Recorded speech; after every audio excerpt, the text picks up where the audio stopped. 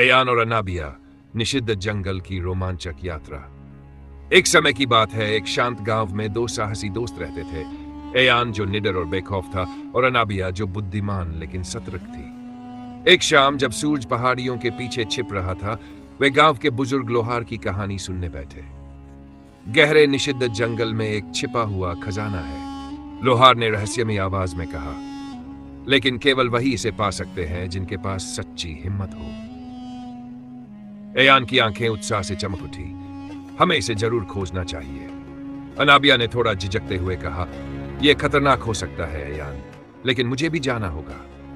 जैसे ही रात हुई, वे चुपके से जंगल में दाखिल हो गए। ऊंचे ऊंचे पेड़ उनके ऊपर झुके हुए थे, पत्तियां सरसराने लगीं, और जैसे जैसे वे आगे बढ़े, अंधेरा गहराता चला गया।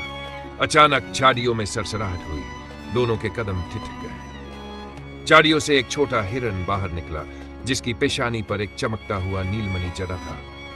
एयान ने फुसफुसाते हुए कहा, देखो, यह जरूर खजाने की कुंजी होगी। हिरन अचानक भाग खड़ा हुआ। एयान, अनाबिया चिल्लाई, लेकिन एयान पहले ही उसके पीछे दौड़ चुका था।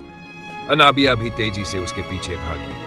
हिरन उन्हें एक प्राचीन वृक्ष के पास ले आया। उसकी उलझी हुई जड़ों के बीच एक गुप्त मार्ग दिखाई दे रहा था। हिरन उस मार्ग में घुसते ही गायब हो गया। अब क्या करें?